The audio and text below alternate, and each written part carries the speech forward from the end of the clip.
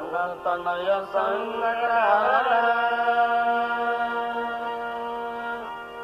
मंगल मूर्ति राम लखन सीता सहित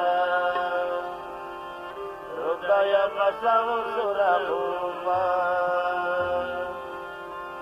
रामायण तुलसी कृते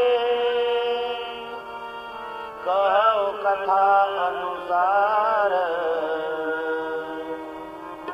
आसन लीजे प्रेम सहित आइए पवन कुमार सियावर रामचंद्र की जय उमापति महादेव की जय पवन सुत हनुमान की जय बोलो भाई सब चंदन की जय।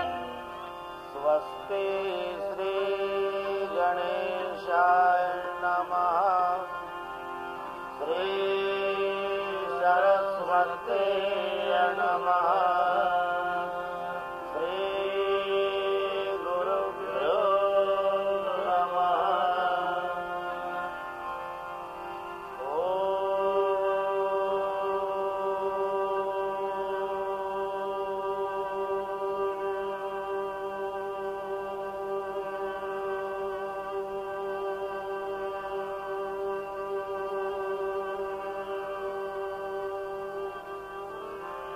नमो भगवते वासुदेवाय जानकी वल्लभो विजयते रामचरितमानस वर्णानामर्थ संघानां रसानां छन्दसामपि मंगलानां च कर्तारौ वन्दे वाणी विनायकौ भवानी शंकरौ वन्दे ब्रह्मा विश्वासरूपिणौ याभ्यां विना न पश्यन्ति सिद्धा स्वान्तसमेश्वरम् वन्दे बोधमयं नित्यं गुरुं शङ्कररूपिणम् यमादृतो हि वक्रोऽपि चन्द्र सर्वत्र वन्दते सीताराम गुणग्राम पुण्यारण्यविहारिणौ वन्दे विशुद्ध विज्ञानौ कविवर कवीश्वरौ उद्भव स्थिति संहार कारिणीं क्लेशहारिणीं सर्वश्रेयस्करी सीतां नतोऽहं रामवल्लभां यन्माया वशवर्ति विश्वमखिलं ब्रह्मादिदेवासुरान् यत्सद्वादमुच्चैवभाति सकलं रज्जो यथा हेरभ्रमः यत्मादत्तवमेव मे वै भवान् बोधयति तिर्षावताम् वन्दे हम तव शेषकारकर्मरं रामाज्ञमीशं हरिं नानापुराण निगमागम सम्मतं यत् रामायणे निगृतं क्वचिदन्यतोऽपि स्वान्तसुखाय तुलसी रघुनाथ गाथा भाषानिबन्धमतिमञ्जुलमातनोति।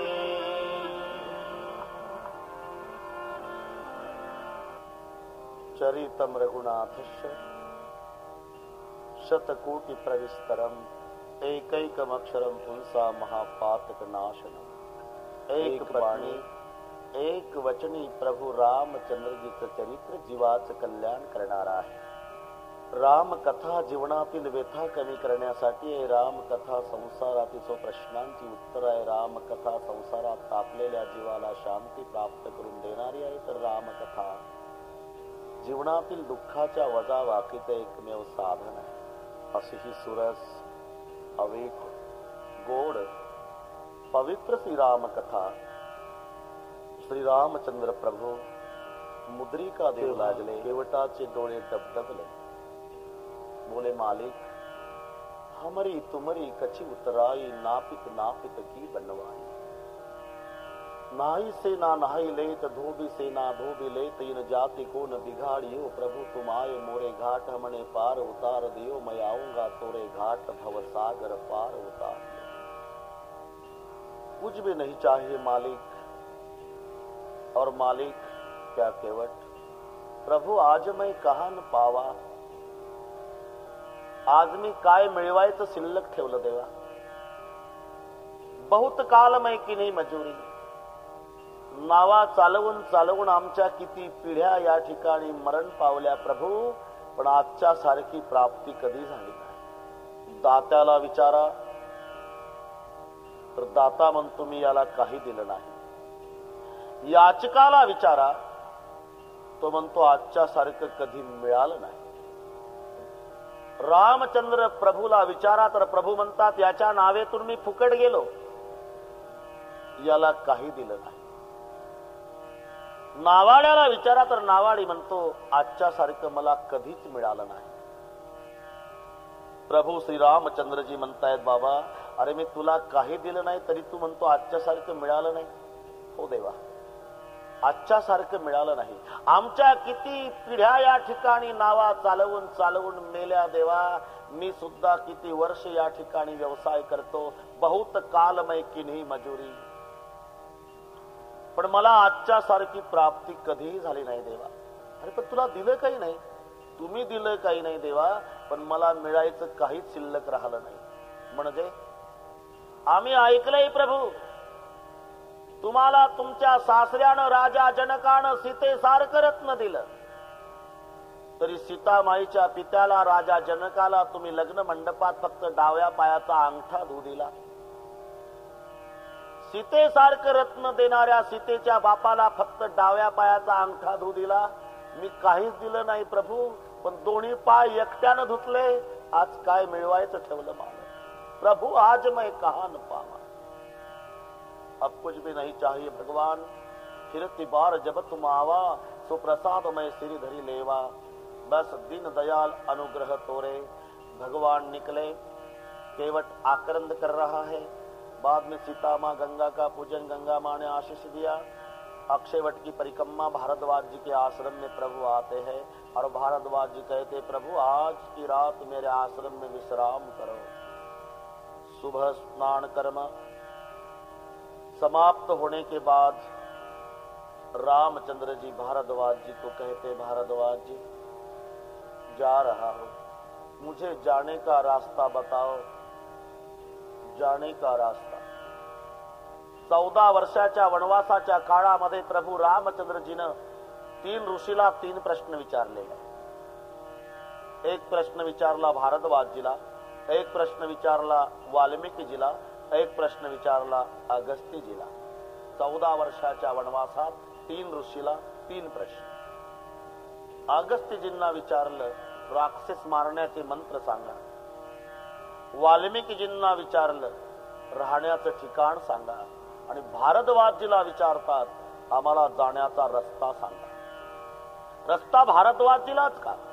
याचं कारण आहे भारद्वाजजीचा आश्रम प्रयाग क्षेत्रात आहे, त्रिवेणी संगमावर आहे. गंगा, यमुना आणि सरस्वती या 3 नद्यांचं एकत्रीकरण हा जो त्रिवेणी संगम आहे या ठिकाणी वास्तवे भारद्वाजजीचा आहे. कोण गंगा, कोण यमुना, कोण सरस्वती? गंगा ही भक्ती आहे, यमुना हे कर्म आहे, सरस्वती ज्ञान आहे.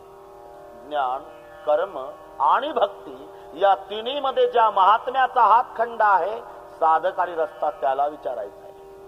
केवळ ज्ञान असेल त्याला जर भक्तीचं विचारलं तर तो भक्तीची उपेक्षा करेल. उसमें क्या रखा है, ताली बजाना और कीर्तन सुनना, ज्ञान ही श्रेष्ठ है. जर भक्तीमध्ये हातखंडा असणाऱ्याला विचारला तर तो ज्ञानाची उपेक्षा करेल.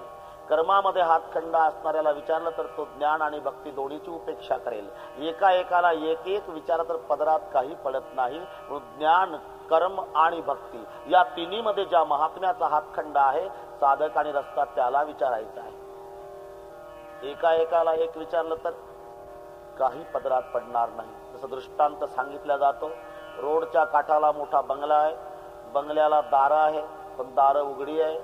मुख्य दाराच्या समोर मोठ्या अक्षरात लिहिलेलं आहे अंदर जाओ. एकानं तेवढं वाचलं आणि आत गेला. आत गेल्यावर पुढे लिहिलेलं होतं आगे बढ़ो, पुढे सरकला. पुन्हा पुढे लिहिलं होतं बाईवर जाओ, मग डावीकडे गेला. जिना लागलेला होता ऊपर जाओ, वर गेला. वरच्या मजल्यावर पुन्हा लिहिलेलं होतं आगे बढ़ो, वरच्या मजल्यावर पुढे सरकलं. तिथे बोर्ड होता दाईवर जाओ. वरच्या मजल्यावर उजव्या भागाला आलं. तिथे बोर्ड होता, जिना होता. नीचे उतरो. त्या जिन्याहून खाली आलं. तिथे बोर्ड होता, आगे बढो. असं करीत करीत करीत करीत ते तिथे आलं ज्या दारातून पहिलं आत गेलं होतं. आणि त्या दाराच्या पाठीमाग मोठ्या अक्षरात लिहिलं होतं, इधर उधर काय को भटकताय, बाहेर निकलो. तेवढं वाचलं पुन्हा डांबरी रोडला आलं. एका एकाला एक एकच विचारलं तर पदरात काहीही पडत नाही. आणि म्हणून केवळ ज्ञान नाही, केवळ कर्म नाही, केवळ भक्ती नाही, ज्ञान कर्म आणि भक्ती या तिन्ही मध्ये ज्या महात्म्याचा हातखंड आहे, साधक आणि रस्ता त्याला विचारायचा आहे. आणि म्हणून प्रभू रामचंद्र रस्ता भारद्वाजीला विचारतायत, महाराज हमें जाने का रास्ता बताओ. तेव्हा भारद्वाजीचे अनेक विद्यार्थी पाठाला बसलेले होते. भारद्वाजींनी आपल्या शिष्य मंडळीला हाक मारल्यावर 50 विद्यार्थी पडत आले. भारद्वाजी सांगतात, बाबा रे, यातले फक्त 4 थांबा, बाकीचे जा अभ्यासाला. 4 शिष्य थांबवून घेतले आणि भारद्वाजी त्या 4 शिष्यांना सांगतात, प्रभूला रस्ता सांगा. 4 शिष्य प्रभू रामचंद्रजीला रस्ता दाखवायला आहे. 4 शिष्य का? 4 शिष्य हे 4 वेदाचं प्रतीक आहे. कोणताही महात्मा रस्ता सांगेल साधकाला तो आपल्या बगलेतला पदरचा रस्ता नव्हे, वैदिक रस्ता. 4 शिष्य हे 4 वेदाचं प्रतीक आहे. प्रभू मार्गे मुनी गेले, त्याचे मार्गे चालेलो, वैदिक रस्ता. जाओ. 4 शिष्य प्रभूला रस्ता दाखवायला. गुहक, रामचंद्र, लक्ष्मणजी, सीता माता आणि जेव्हा सर्व भारद्वाजीला प्रणाम करून निघाले, खूप दूर पर्यंत येतात. खूप दूर पर्यंत आले आणि मग हमें तो 14 साल रहना है, आप जाओ. गुहक रोने लग गया, मालिक और 4 दिन सेवा करूंगा. नहीं गुहक, जाओ, तुम्हारा संसार देखो मेरे भाई, बहुत सेवा की है आपने, जाओ. गुहक आणि 4 शिष्य तिथून वापस येतात. प्रभू अजून पुढे निघालेले, अजून पुढे निघालेले आहे. रामचंद्र प्रभू, सीता माता आणि लक्ष्मणजी, जेव्हा रामचंद्र प्रभूंनी यमुना माईचं पाणी बघितलं आणि यमुना माईचं पाणी बघितल्याबरोबर श्री रामचंद्र रडायला लागले. अरण्यामध्ये प्रभू रडतात तेव्हा लक्ष्मणजी चिंतातुर झाले आणि लक्ष्मणजी पुढे येतात, भैया तबीयत बिगड़ गई क्या भैया? नहीं लखन. तो आपके आंखों में आंसू? तो भगवान फूट फूट कर रोने लग गए. भैया 14 साल रहना है, अगर आप रोने लग गए तो मेरा और भाभी का क्या होगा भैया? आप रो रहे? हाँ लखन. क्यों रो रहे हो भैया? मैं रोने का कारण बताऊंगा ना लखन, तो आपको अच्छा नहीं लगेगा. लेकिन बताओ तो भैया, तबीयत तो बिगड़ गई ना? नहीं, तबीयत नहीं बिगड़ी. तो क्यों रो रहे हो? ये यमुना माँ का श्याम वर्ण वाला पानी दिखाई दिया ना लखन? हाँ, तो मुझे भरत की याद आ रही. मेरा भरत ऐसा ही श्याम वर्ण वाला है लखन. जब मैंने अयोध्या छोड़ी तो भरत के साथ मुलाकात नहीं हुई. मुझे रात दिन भरत की भी याद आती है लखन. भरत की याद बहुत सताती है. दुनिया के मालिक सख्खे भाई नहीं, भरत सौतेले भाई है. जिस कारण रामचंद्र जंगल आए हैं, तू भी उसके लिए रोते हैं लखन. मुझे भरत की याद आई, बहुत याद आती है, बहुत याद. प्रभु रोते हैं. भाई का भाई पर कितना प्यार होना चाहिए, कितना प्रेम होना चाहिए, इस सवाल का जवाब भी राम कथा है. बहुत रोते हैं प्रभु. प्रभु आगे निकले. माँ सीता, लखनलाल जी कसेही चालत नाही. मोठ्याच्या कृतीत मोठा अर्थ भरलेला असतो. सर्वात पुढे श्री रामचंद्र, त्यांच्या मागे सीतामाई आणि त्यांच्या मागे लक्ष्मण. आगे राम लखन बन पाछे, आगे राम लखन बन पाछे, आगे राम लखन मुनि पाछे, आगे राम लखन मुनि पाछे, आपन सबेश बिराजत कासे, तापन सबेश बिराजत कासे, तापन सबेश बिराजत कासे, तापन सबेश बिराजत कासे, उभय बीच सिया सोहत कैसे, उभय बीच सिया सोहत कैसे, ब्रह्म जीव बीच माया जैसे, ब्रह्म जीव बीच माया जैसे, आगे राम लखन बन पाछे, आपस वेश विराजत कासे, आगे राम लखन बन पाछे. कसेही चालत नाही प्रभू. अरण्यामध्ये चालत असताना आगे राम लखन मुनि पाछे, तापस बेश बिराजत काछे.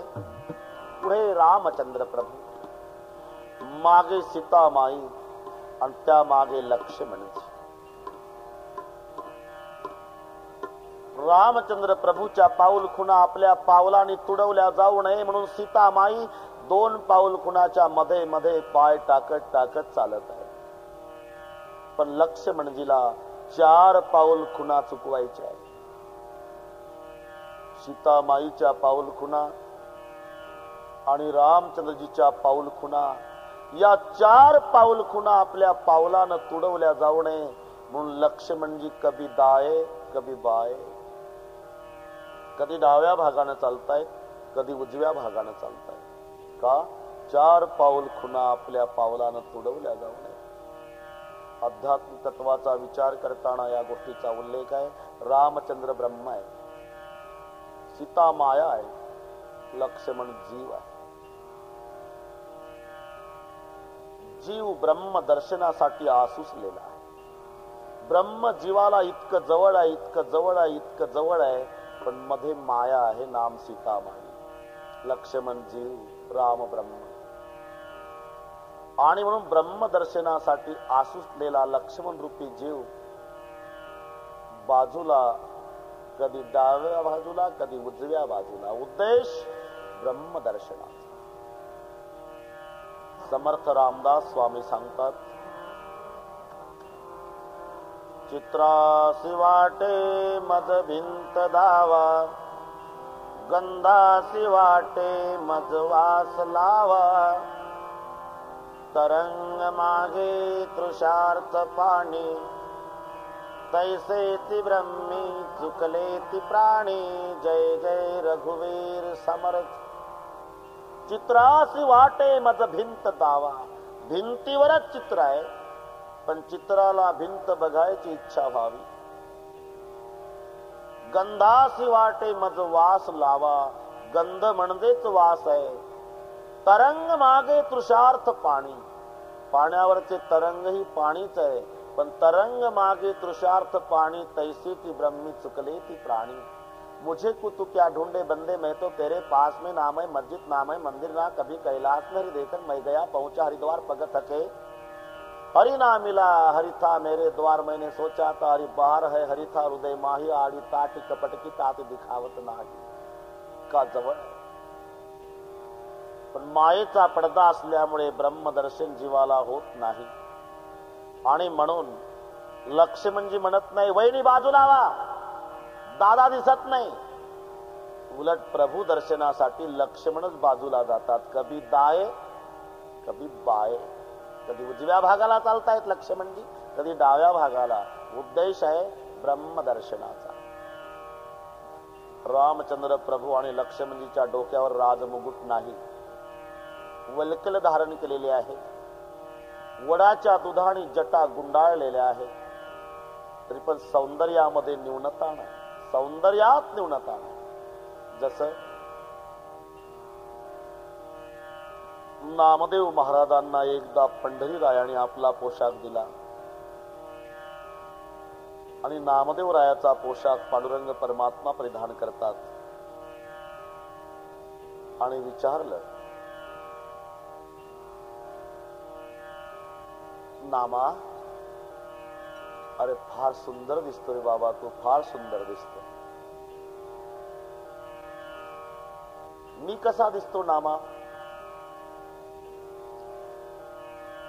मी वारकऱ्याचा वेश धारण केलेला आहे. तेव्हा नामदेवरायाने सांगितलं, देवा,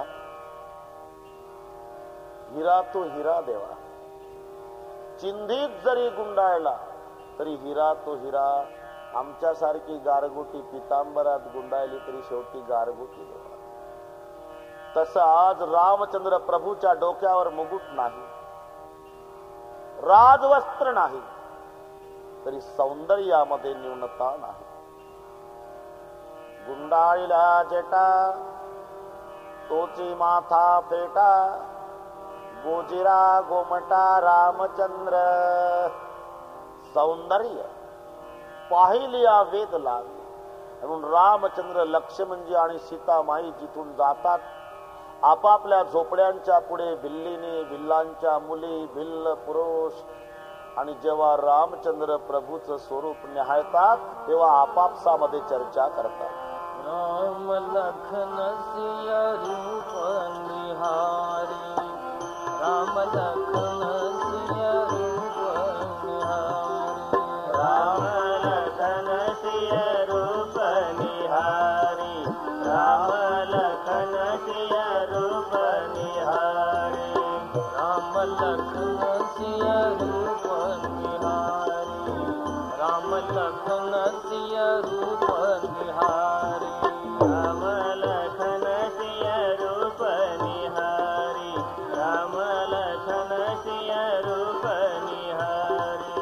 गाईस प्रेम राम नर नारी, गाईस प्रेम राम नर नारी, राम लखन सिय रूप निहारी, राम लखन सिय रूप निहारी.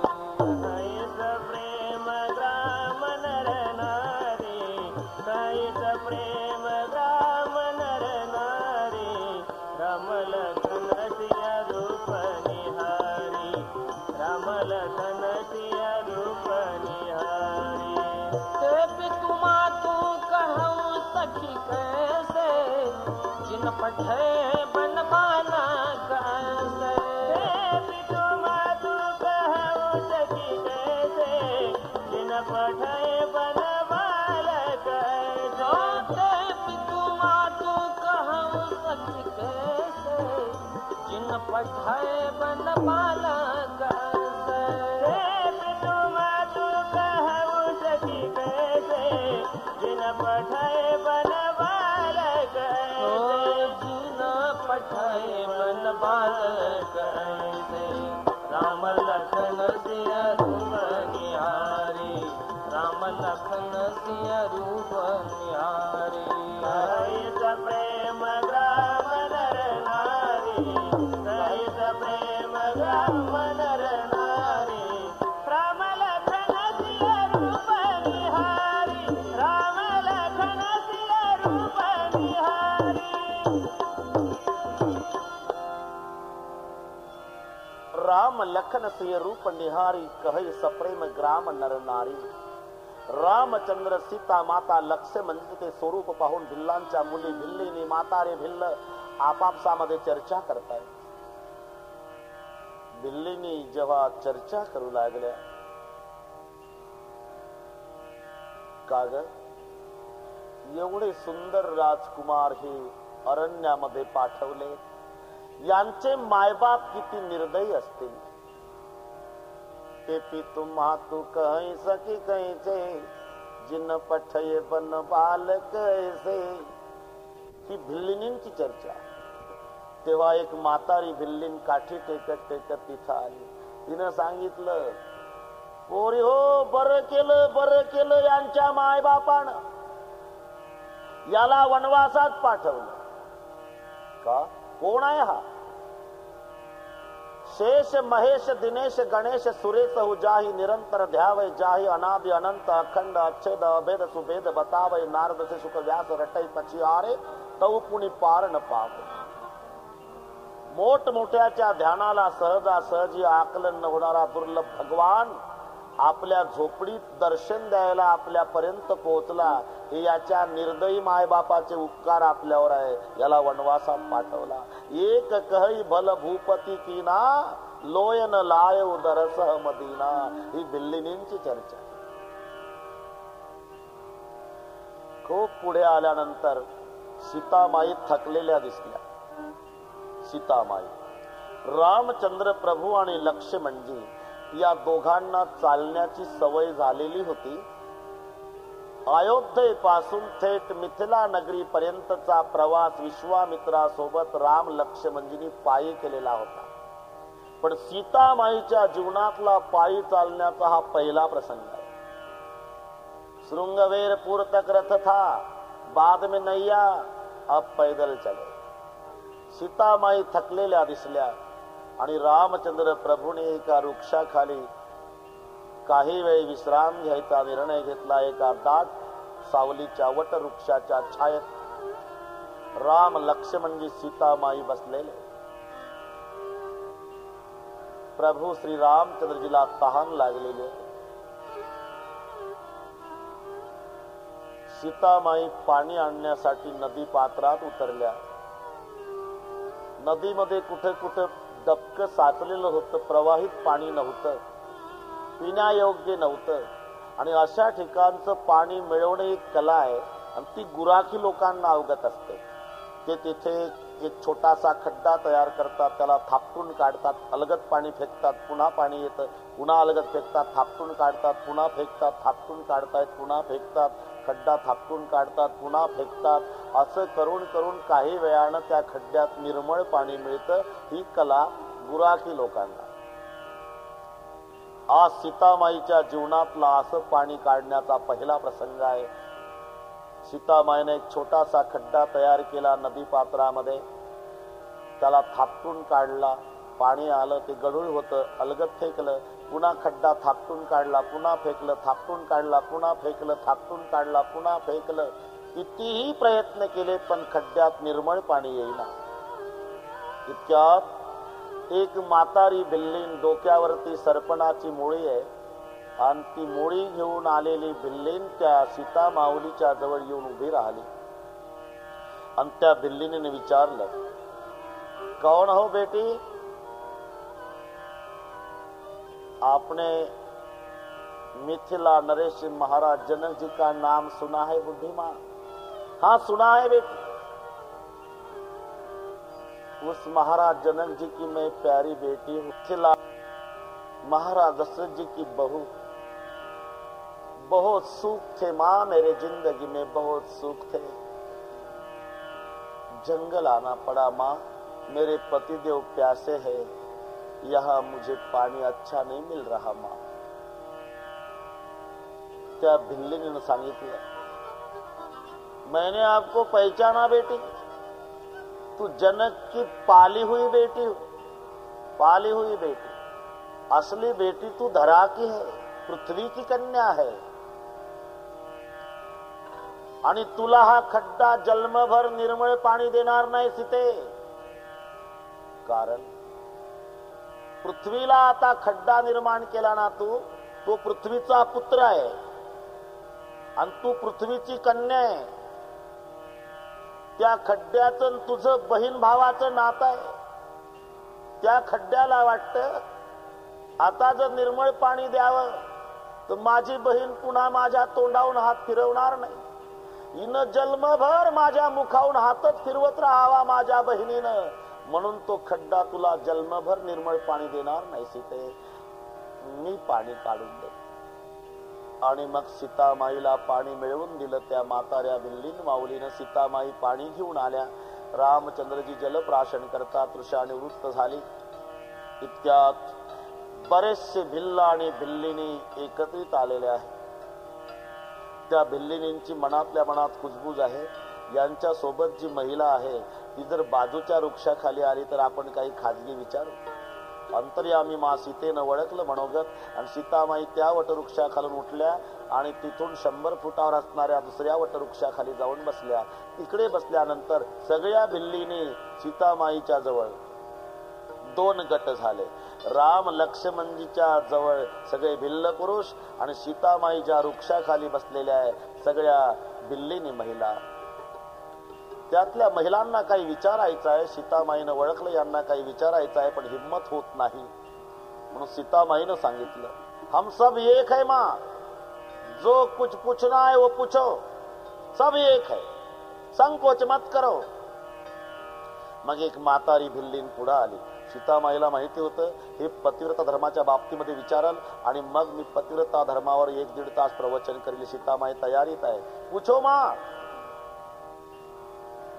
तेव्हा त्या म्हाताऱ्या भिल्लीने विचारलं. सीतामाईला माहिती होतं हे पतिव्रताचा धर्म विचारल आणि मी 1-1.5 तास याच्यावर बोलील. पण तिनं विचारलं बेटी क्या वो 2 राजकुमार है, हाँ वो आपके कौन लगते हैं. सीतामाईचं प्रवचन थंड पडलं. सीतामाईला वाटलं मला वाटलं होतं की हे पतिव्रता धर्माच्या बाबतीत विचारले तर सरळ विचारते ते कोण आहे. आणि बरोबर आहे का. यातून त्या म्हाताऱ्या भिल्लीनीला सांगायचं आहे की माते आम्ही प्रवचन ऐकण्याच्या लायकीच्या नाहीत, आमची क्षमता नाही प्रवचन श्रवण करण्याची. आम्हाला सरळ सरळ ब्रह्माचा परिचय करून पाहिजे. वो कौन है आणि ब्रह्माचा परिचय करून देण्याची क्षमता भक्तीत आहे. म्हणून सीतारूपी भक्तीला सगळ्या भिल्लीने रामरूपी ब्रह्माचा परिचय विचारते आहे, वो आपके कौन है.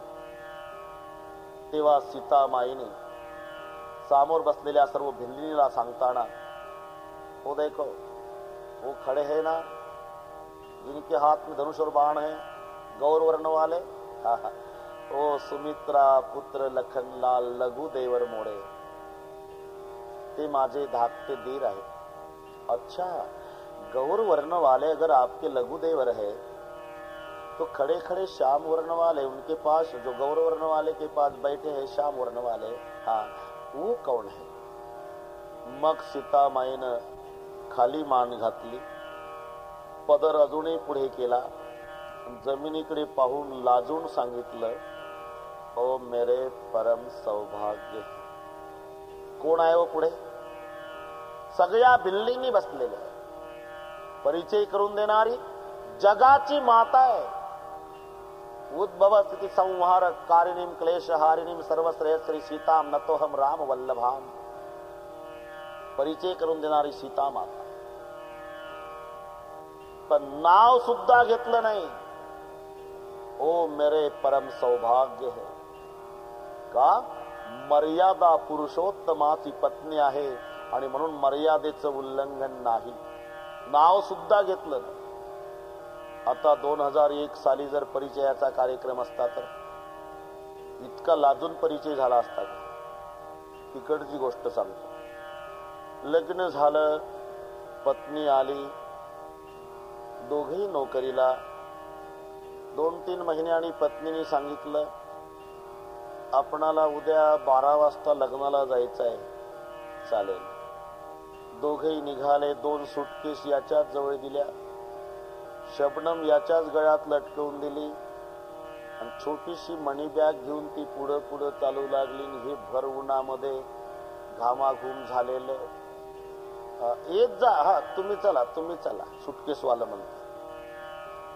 पत्नीनं सांगितलं का जाताना रस्त्यामध्ये माझ्या मैत्रिणीचं क्वार्टर आहे, जर मैत्रिणीसोबत बोललं तर चालेल, चालेल चालेल, एक 5 मिनिट लागतील, चालेल, सुटकेस वालं म्हणे. घामाघूम झालेलं, 2 हातात 2 सुटकेस, शबनम गळात, मणी बॅग घेऊन छोटीशी, पुढे पत्नी चालते.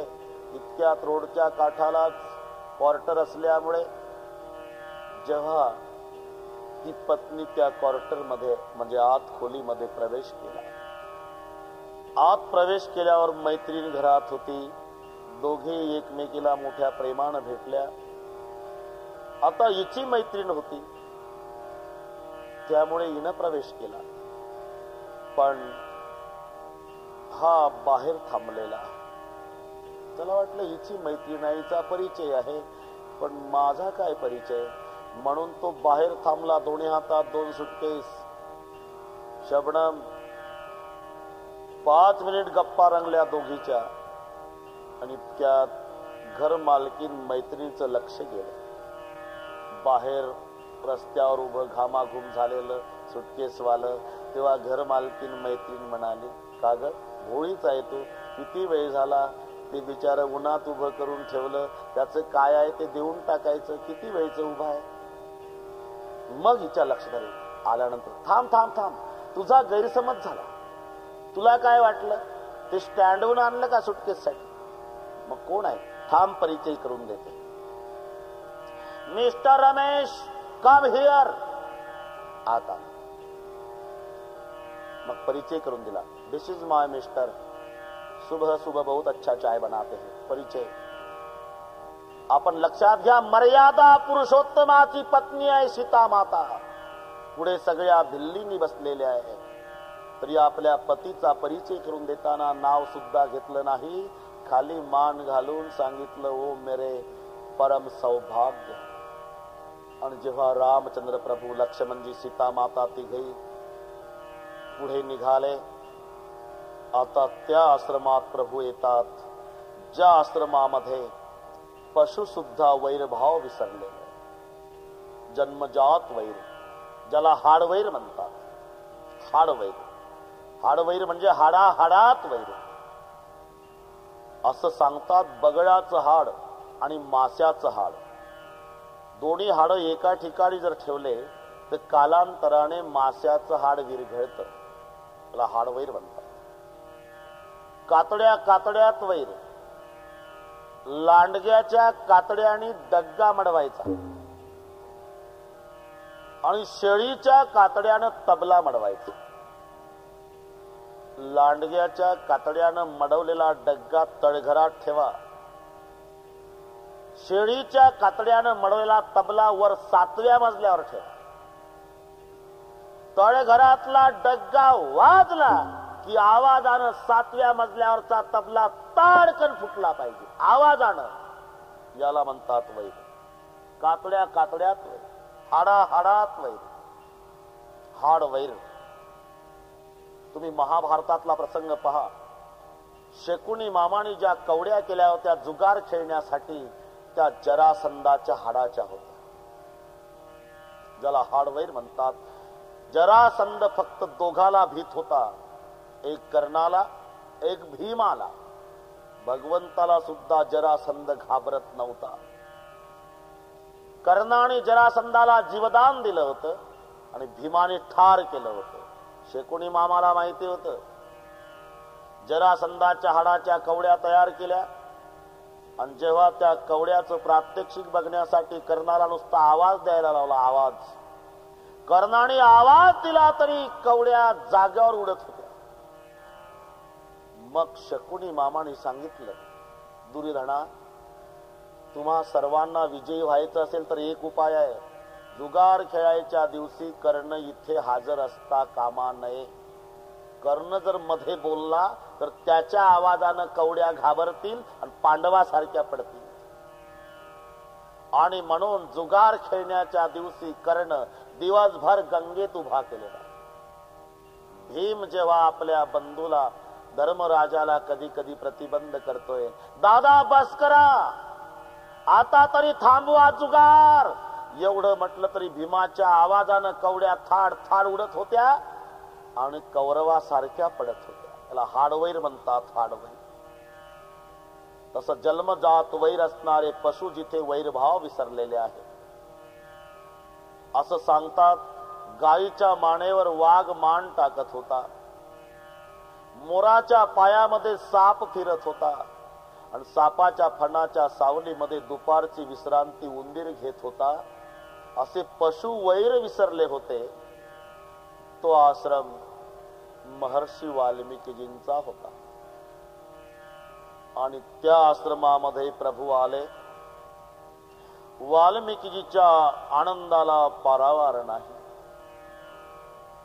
वाल्मिकी मन आनंद भारी, मंगल मूर्ती नयन निहारी, तव कर कमल चोरी रघुराई, बोले बचन श्रवण सुखदाई.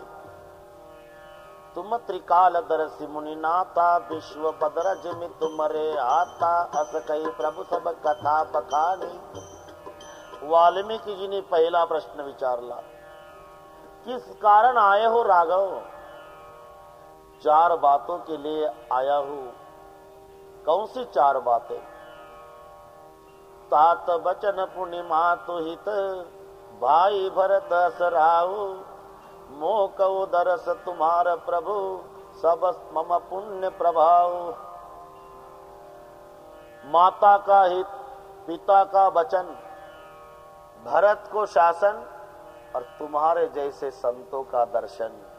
4 बातों के लिए मैं वनवास आया हूं गुरुदेव, लेकिन मुझे 14 साल जंगल रहना है.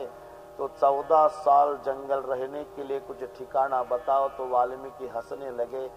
राघव पूछे मोही की रहो, कह मैं पूछत सकुचाऊ, जह न हो तह देव कही तुम्हें दिखाओ ठाऊ. मला विचारतो रामा, राहण्याचं ठिकाण सांगा. अरे मी विचारतोय रामा, तू नाही कुठे, आणि मग मी सांगतोय राहायचं कुठे. एक राई के 1000 हिस्से, उसमें मेरा मौला बसे सर्वा गटी राम. तू जर सगळीकडे भरून उरलेला आहे तर पुन्हा राहण्याचं ठिकाण विचारतो. महाराज, त्या दृष्टीने मी विचारत नाही. मग माझा लक्ष्मण वैराग्य आहे, सीता भक्ती आहे आणि मी ज्ञान आहे. ज्ञान, भक्ती आणि वैराग्य या तिन्हीला एकत्रित राहण्याचं ठिकाण विचारतो. असं विचारल्यानंतर वाल्मिकीजी रामचंद्र प्रभूला 14 ठिकाणं सांगतात, पण प्रारंभ कानापासून करतायत. जिनके श्रवण समुद्र समान, कथा तुम्हारी सुभग सरिनाना, कथा तुम्हारी सुभग सरिनाना. जिनके श्रवण समुद्र समान, कथा तुम्हारी सुभग सरिनाना, कथा तुम्हारी सुभग सरिनाना. बारही निरंतर होई न पूरे, तिनके दिया तुम कहो गुहरू रे, तिनके दिया तुम कहो गुहरू रे.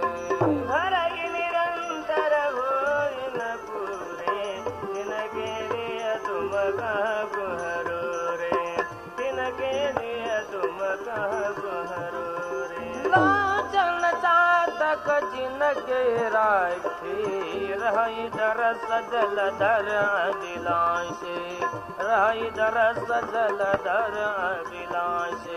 लाजन चातक जिनके राखी, रही दरस जलधर अभिलाषे, रही दरस जलधर अभिलाषे. काम क्रोध मद मानन मोहा, लोभन क्षोभन रागन द्रोहा, लोभन क्षोभन रागन द्रोहा.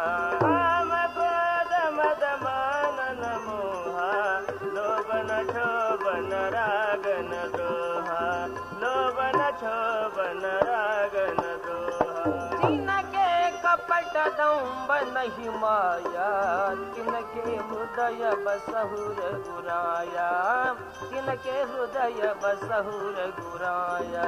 तिनके कपट दंबन ही माया, तिनके हृदय बसहुर गुराया, तिनके हृदय बसहुर गुराया.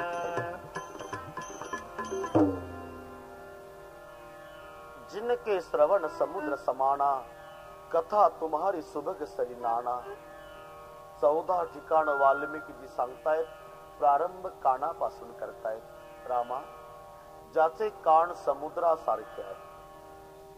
समुद्रासारखे कान म्हणजे समुद्रामध्ये कितीही नद्या दुथडी भरून वाहून गेल्या तरी समुद्र एकाही नदीला वापस करत नाही आणि समुद्र कधी पूर्ण झालेला नाही, अतृप्त आहे. तसं रामा, जन्मभर तुझी कथा ज्यानं आपल्या कानानं ऐकली तरी त्याच्या कानाची तृप्ती झाली नाही. ते तुझं राहण्याचं पहिलं ठिकाण आहे. जिनके श्रवण समुद्र समान. ज्याचे नेत्र चातकासारखे आहे, लोचन चातक जिन करी राखे, रहे दरस जलधर अभिलाषे.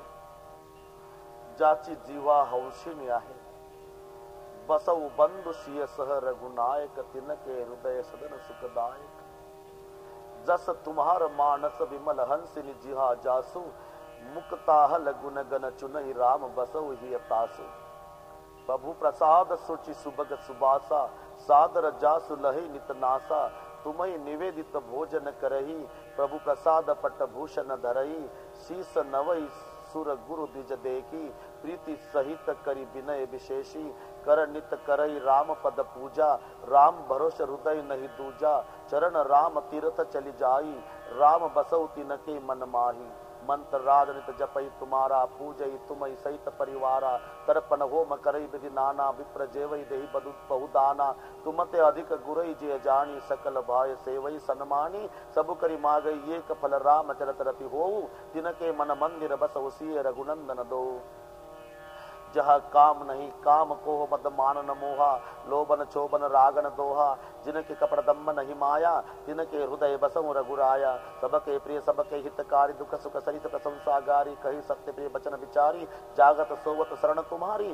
तुम्ही छाड़ी गति दुसरी नाही, राम बसऊ तिनके मन माही. जननी समजाननी परनारी, धनु पराव विषते विषभारी.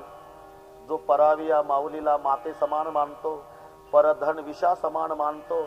जे हर्षही पर संपत्ती देखी, दुसऱ्याची संपत्ती पाहून ज्याला हर्ष होतो आणि दुसऱ्याची विपत्ती पाहून जो दुःखी होतो. जिनही राम तुम प्राण पियारे, तिनके मन शुभ सदन तुम्हारे. स्वामी सखा पि तुम आतु गुरु, जिनके सब तुम तात. मन मंदिर तिनके बसव सिय सहित दो भ्रात. अवगुण तजी सबके गुण गहई, विप्र धेनु हित संकट सहई. जो दुसऱ्याच्या गुणाचा स्वीकार करतो, दुसऱ्याच्या अवगुणाकडे लक्ष देत नाही, जो ब्रह्मरुंद धेनु यांच्या रक्षणासाठी आपला प्राण धोक्यात गेला तरी चालेल याची पर्वा करीत नाही. नीति निपुण जिन कह जगली का, घर तुम्हारा तिन कर मनोनी का. गुण तुम्हारा समुजही निज दोषा, जही सब भांति तुम्हारा भलो भरोसा. राम भगत प्रिय लागई, जेही तेई उर बसऊ सहित बैदेही. जाति पात धर्म बढ़ाई, प्रिय परिवार सद सुखदाई. सब तजी तुम्हारी रही उर लाई, तेई के हृदय बसऊ रघुराई. सरगु नरको पवर्ग समाना, जहत देख धरि धरुबाना. कर्म वचन मन राउर चेरा, राम करहु तेही के उर डेरा. जाहि न चाहिए कबहु कछु तुम सन सहज सनेहु, बसहु निरंतर तासु मनसो राउर निज गेहू. अशा प्रकारे 14 ठिकाण वाल्मिकीजी श्री रामचंद्रजीला सांगतायत. यही विधि मुनिवर भवन दिखाए, बचन सप्रेम राम मन भाए. कह मुनि सुनहु भानुकुल नायक, आश्रम कहू समय सुखदायक. तरी लौकिक दृष्ट्या तुम्हाला मी एक निवासाचं ठिकाण सांगतोय रामा. चित्रकूट गिरी करऊ निवासू, तह तुम्हार सब भांति सुपासु. शैल सुहावन कानन चारु, कही के हरि मृग बिहग बिहारू. सुरसरी धार नाव मंदाकिनी, चित्रकूटाच्या पायथ्याला वाहणारी मंदाकिनी नामक नदी. त्या नदीच्या तटाला आपण आश्रम करा श्रीरामा. आणि मग रामचंद्र प्रभू वाल्मिकीजीला प्रणाम करून पुढे निघाले. चित्रकूटाच्या पायथ्याला वाहणाऱ्या मंदाकिनी नामक नदीच्या तटाला 2 पर्णकुट्या तयार झाल्या. चित्रकूट रघुनंदन छाये, समाचार सुनी सुनी मुनी आये. रामचंद्र प्रभू सीता मातेसाठी 1 पर्णकुटी, लक्ष्मणजीसाठी 1 पर्णकुटी वृक्षारोपण केलेला आहे. अतिशय सुंदर रमणीय असा परिसर आहे. आणि जेव्हा रामचंद्र प्रभू इथे वास्तव्याला असल्याचं ऋषीमुनींना कळालं, तेव्हा मुनी रघुवर लायुरले सुपल हो हित आशिष देई शिय सौमित्र रामछेपी दिखई साधन सकल सफल करी लेखई. रामचंद्र प्रभूच्या भेटीसाठी काही भिल्ल येतात, काही देवता येतात आणि काही ऋषी मुनी येतात. पण प्रभूचा तिघांच्या सोबत 3 प्रकारचा व्यवहार आहे. देवता आले म्हणजे प्रभू दुरून वंदन करतात, भिल्ल आले म्हणजे भिल्लांना आलिंगन देतात, आणि ऋषी आले म्हणजे ऋषीच्या पुढे परमात्मा लोटांगण घालतात. 3 विभाग आहे. देवतांना वंदन, भिल्लांना आलिंगन, ऋषीच्या पुढे लोटांगण. भिल्लांना आलिंगन, काही भोळे बाबडे आहे म्हणून जगाचा बाप त्या भिल्लांना कवटाळतो, आलिंगन देतो. ऋषी पूजनीय आहे म्हणून ऋषीच्या पुढे परमात्मा लोटांगण घालतात. पण देवता स्वार्थी आहे म्हणून भगवान दुरून वंदन करतात. प्रभूला माहिती आहे हे देवता येतात ना, यांचा स्वार्थ आहे. रावण मरायचा आहे तोपर्यंत यांची वशिलेबाजी चालू आहे. एकदा रावण मेला म्हणजे यातलं एकही अभिनंदन करायला येणार नाही. हे देवता स्वार्थी आहे म्हणून भगवान दुरून वंदन करतात. आपको दूर से प्रणाम, मैं समझ गया हूं आप किस लिए आ रहे हो. ये यथा माम प्रपद्यन्ते तां तथैव भजाम्यहम. जे मला जसे मग मी त्याला तसा. म्हणून देवतांना दुरून वंदन. जसं सांगतात समुद्रामध्ये काही 4 तरुण पोहायला गेले, त्याच्यातलं एक गटांगळ्या खाऊ लागलं. 3 तरुण म्हणाले मरतो तू आता काय करू, घे देवाचं नाव, पुढ्या देवाचं घेऊ, तुला वाटेल त्या देवाचं. मग दरवर्षी मी गणपती उत्सवात सहभागी व्हायचो. गणपतीचं नाव घे. गणपतीचं नाव घेतल्यावर गणपती समुद्राच्या काठाला प्रगट झाले, पण डिस्को नाचू लागले. हे बुडत होत. तेव्हा हे बुडताना म्हणत, ओ गणपती बापा, अहो तिथं काय डिस्को नाचता, मी बुडायला लागलो, मला बाहेर काढा. त्यावेळेला गणपती म्हणाले यावर्षी बदल केला पोरो. बदल काय? दरवर्षी तुम्ही मला समुद्रात बुडवायचे, तुम्ही काठावर डिस्को नाचायचे. आता तू बुड, मी डिस्को नाचतो. यथा माम प्रपद्यन्ते तां तथैव भजाम्यहम. तेव्हा देवता स्वार्थी आहे म्हणून प्रभू त्यांना दुरून वंदन करतात. ये यथा माम तां तथैव. भिल्ल भोळे बाबडे त्यांना आलिंगन देतात. ऋषी मुनी पूजनीय त्यांच्या पुढे लोटांगण घालतायत परमात्मा. एक दिवसची घटना. लक्ष्य म्हणजे कंदमुळे आणण्यासाठी गेलेले असताना रामचंद्र आणि सीता माता दोघही पर्णकुटीच्या दारात बसलेले आहेत. समोर एक विशाल वटवृक्ष आहे. त्या वृक्षाला वेल बिलगलेली आहे आणि त्या वेलीवरून आणि वृक्षावरून रामचंद्र आणि सीतामाईचा संवाद चाललेला आहे. सीतामाई म्हणाल्या, प्रभू काय सीते, ही वेल केवढी भाग्याची, जिला आधाराला असा वृक्ष मिळाला. प्रभू म्हणाले, नाही सीते, हा वृक्षच खरा नसीबवान ज्याला जीवनात अशी वेल लाभली.